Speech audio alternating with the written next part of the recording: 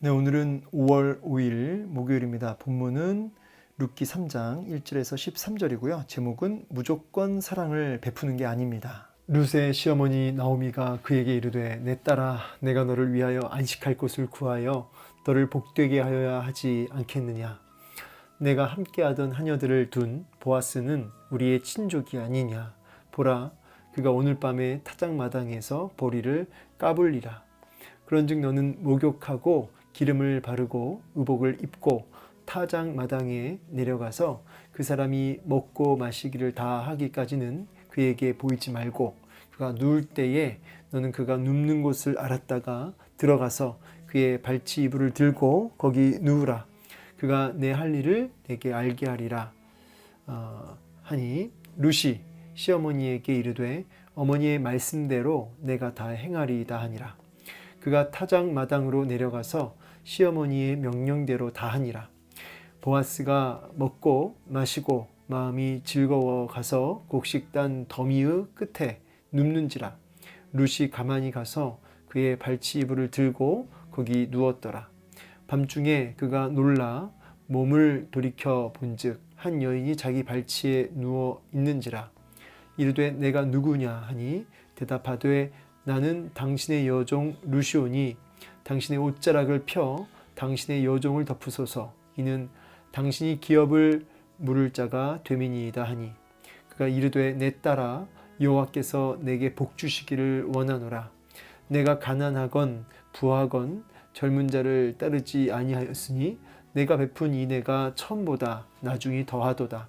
그리고 이제 내 딸아 두려워하지 말라.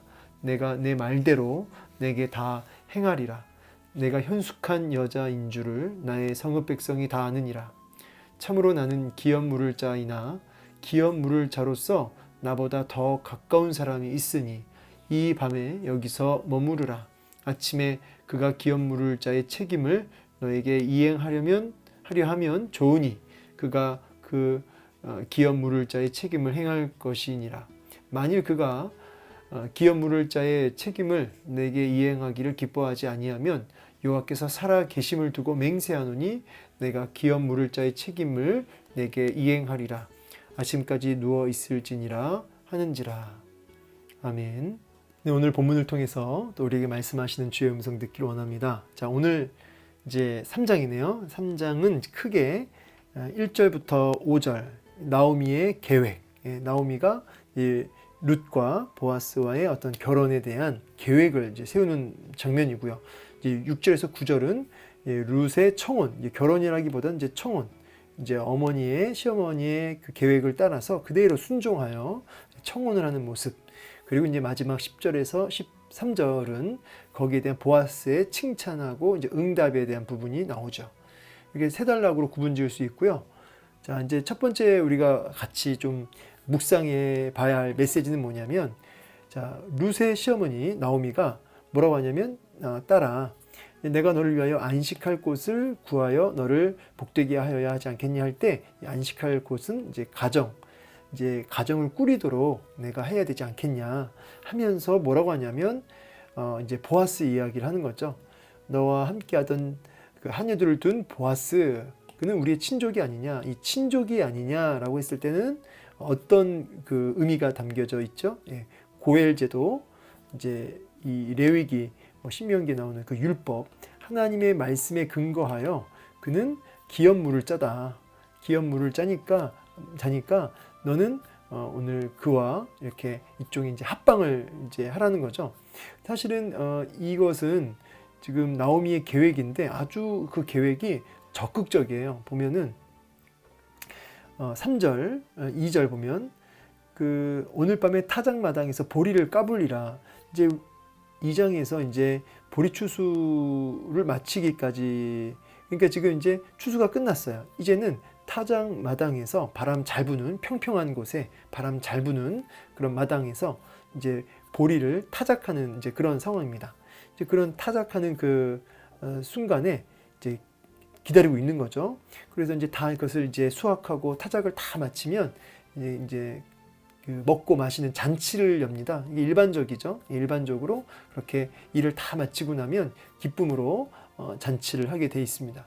이제 그걸 끝날 때까지 이제 숨어 있다가 이제 보아스에게 보이지 않고 있다가 보아스가 이제 눕는 그 잠자리 그 위치를 이제 보라는 거죠. 그리고 이제 은근히 그 발치 이불을 들고 들어가 가지고 거기 누우라는 겁니다. 근데 그냥 누우면 안 되고 이제 목욕도 하고 기름도 바르고 의복도 잘 입어서 이제 들어가라는 겁니다. 발치 이불 밑으로 싹 해가지고 보아스 곁에 있으라는 거죠. 그러면 그 다음부터는 그 보아스가 너에게 할 일을, 너가 해야 할 일을 이제 알게 할 것이다 라고 하면서 이렇게 아주 구체적인 계획을 이제 룻에게 합니다. 이런 나오미의 그 계획을 볼 때 어쨌든 하나님의 그 말씀에 의지하여 이런 계획을 세운 거죠. 하나님의 말씀을 의지하여 계획을 세우는. 여러분, 우리가 이제 여러 가지 우리도 인생에 계획을 세우죠. 어떤 목표가 있고 계획을 세우고 준비를 합니다. 나오미처럼 그렇게 여러 가지 계획을 하지만 여러분, 그러나 이것을 보면은 결국 이 나오미도 본인이 계획을 세우지만 이제 결국은 이제 보아스에게 어떤 이제 보아스가 해야 할 일들을 맡기는 거죠. 여러분, 우리 인생에도 하나님 앞에 사실 우리가 계획을 세우지만 모든 것을 이루시고 결정권자는 하나님이시죠. 그 하나님께 이제 맡기며 나아가는 이 부분이 이제 필요하다는 것이에요. 그래서 이제 말씀을 읽어보면 잠언서 16장에 마음의 경영, 그러니까 계획이죠. 경영은 사람에게 있어도 말의 응답은 여호와께로부터 나오느니라. 사람의 행위가 자기 보기에는 모두 깨끗하여도 여호와는 심령을 감찰하시느니라. 너의 행사를 여호와께 맡기라. 그리하면 너가 경영하는 것이 이루어지리라. 아멘. 자, 그러니까 이제 우리가 하나님 앞에 우리의 어떤 여러 가지 계획들을 맡기고 맡긴다, 이제 전적으로 의지하고 그렇게 계획을 세우며 하나님 의지하며 그렇게 나아가는 것이죠. 여러분, 그래서 이 맡기는 태도, 하나님 앞에 우리의 모든 계획과 어떤 소망과 어떤 마음에 품은 뜻을 하나님 앞에 온전히 이렇게 맡겨드리는 그분의 신실하심, 그분의 놀라우신 능력, 그분의 신실하심, 선하심, 이런 걸 확신하고 이렇게 의지하고 나아가는 것이죠. 그것은 뭐 막연한 게 아니고요.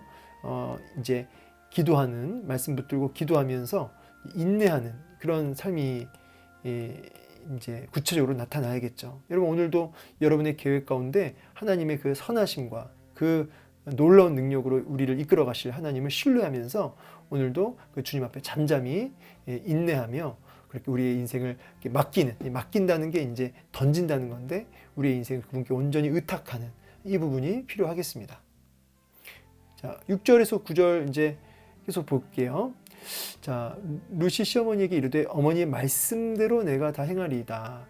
참 이게 너무 오늘 중요한 표현 중에 하나죠. 명령대로 다 하니라. 결국은 이 룻의 이런 모든 행동은 이제 어머니 명령에 대한 이제 철저한 순종으로 나와요. 여러분, 이 순종이라고 하는 것은 성경에서 이렇게 연구를 해보면 해볼수록 모든 복을 여는 키와 같아요. 정말 진짜 그래요. 이 순종으로 열리는 거죠. 정말 하나님이 예비하신 모든 복을 받아 누릴 때는 이 순종이라고 하는 이 키를 통해서 열리는 역사를 보게 됩니다. 룻의 순종. 여러분 삶 속에 하나님의 말씀과 하나님의 그 명령, 하나님의 뜻 앞에 구체적으로 그것이 무엇인지, 하나님의 뜻이 무엇인지를 살피고 순종하는 삶을 살게 될 때 어떤 일이 벌어질까요? 내가 생각했던 그 이상 하나님의 놀라운 예배하신 은혜를, 그 복들을 누리게 된다는 것입니다. 이제 물론 이제 순종이라는 게 물론 이제 쉬운 일은 아니죠. 하나님 뜻을 분별해야 되고요, 먼저는. 그리고 그 분별한 하나님의 뜻 앞에 내 생각과 고집과 내 어떤 정욕과 이런 것들을 꺾어버리고 하나님 뜻 앞에 순종한다는 건, 이 복종한다는 것은요, 여러분 결코 이제 우리가 이게 쉬운 일은 아닙니다. 그럼에도 불구하고 이제 성령님의 도우심을 받아서 우리가 순종할 힘을 받아 그렇게 순종할 수 있는 것입니다. 그래서 참 이 순종이라고 하는 단어를 기억하시면서 오늘 내가 무엇에 순종해야 할까?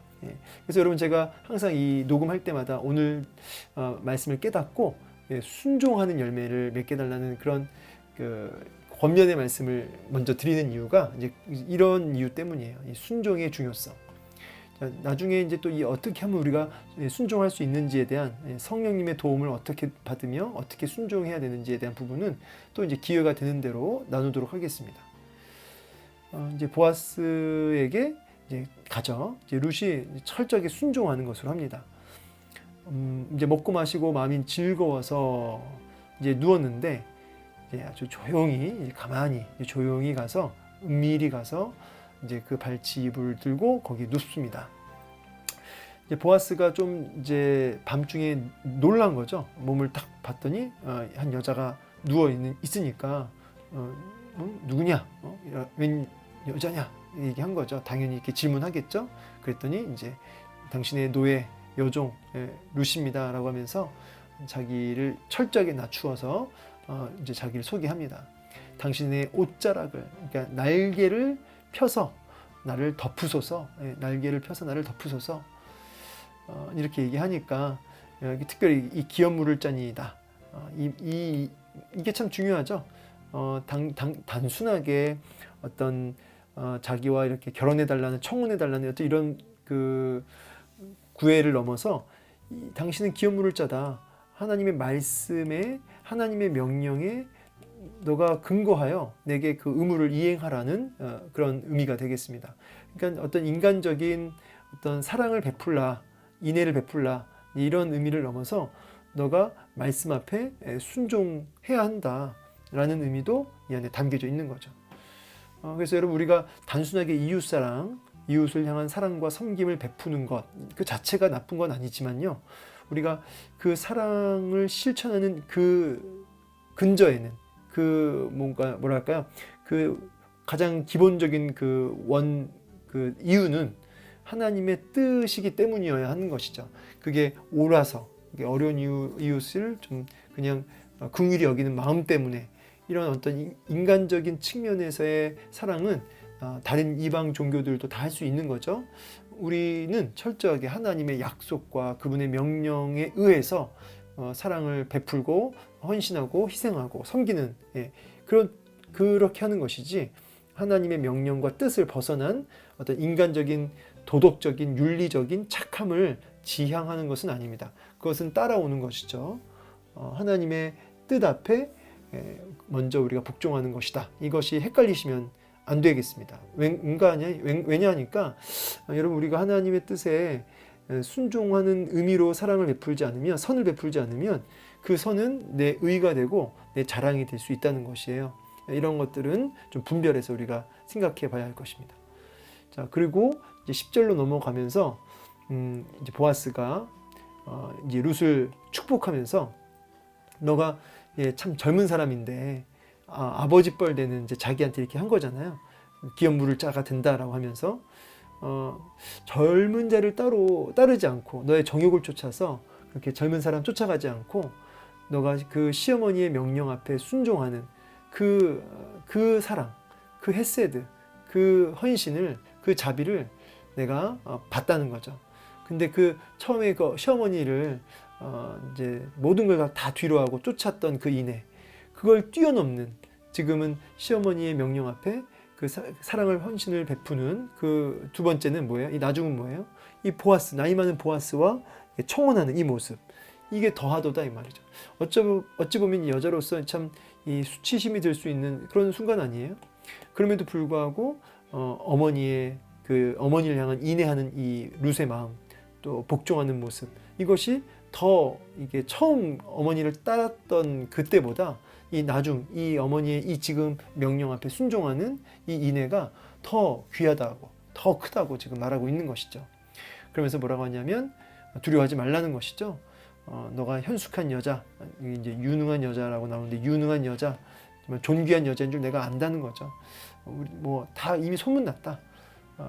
근데 이제 내가 기업물을 짜가 나보다 더 가까운 친족이 있으니까 질서대로, 원칙대로, 순서대로 그 사람이 먼저 이제 기업 물을 것인지를 의사를 묻고, 의사를 행하면 그것이 아름답지만, 만약에 의사를 기업 물으려고 하지 않으면 내가 이행하겠다라고 지금 이야기하는 것이죠. 그러니까 보아스의 이런 모습을 봐도 그냥 어떤 감정과 정욕을 쫓아서 그냥 결정하는 것이 아니라 하나님의 질서와 하나님의 법.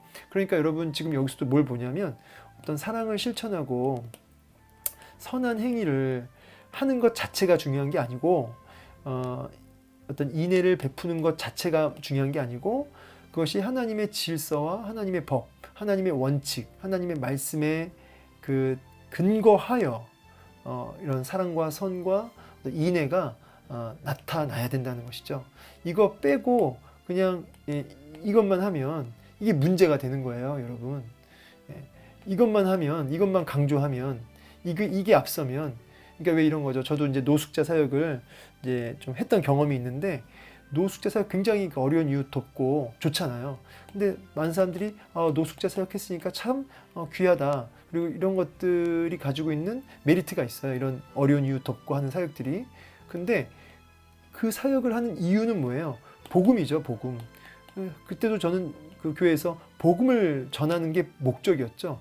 이분들 어렵고 힘든 거 돕는 거는 항상 그게 2차적인 거예요. 2차적인 거죠.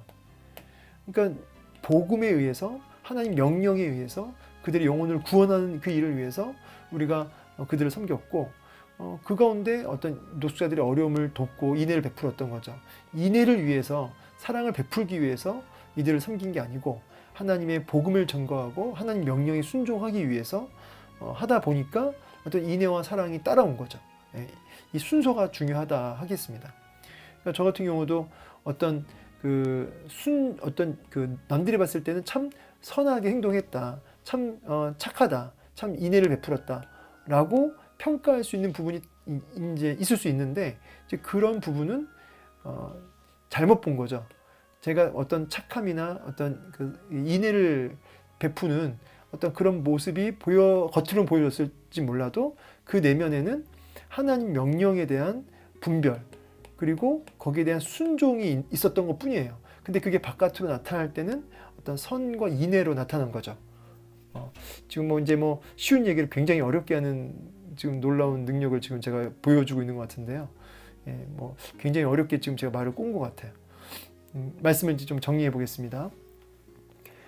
오늘 이 본문을 통해서 우리가 인애를 베풀어야 된다. 분명히 사랑을 베풀어야 된다. 이웃에게. 그런데 그 이전에 하나님의 뜻을 분별하고 하나님 뜻 앞에 먼저 순종하는 이 부분. 그래서 이 나오미의 계획 속에도 보여지고 또 이 룻의 이 모습, 이 순종의 모습 속에서도 보여지고 또 보아스의 마지막 이 모습 속에서도 하나님의 질서와 하나님의 뜻과 법대로 하는 이런 모습을 통해서 사랑과 선을 베풀 때 항상 하나님의 뜻이 무엇인지를 먼저 분별하고 그 다음에 순종하는 그 가운데 나타나지는 사랑과 선이 우리 삶 속에 있기를 원한다는 것입니다. 오늘도 내게 명령하시는 주의 뜻이 무엇인지를 분별하고 순종함으로 또 계획하고 순종함으로 하나님께서 놀랍게 우리 삶 속에 인애를 드러내게 하시는 그래서 많은 영혼들에게 하나님의 인애를 맛보게 하는 저와 여러분의 삶이 되시기를 주의 이름으로 축원합니다. 감사합니다.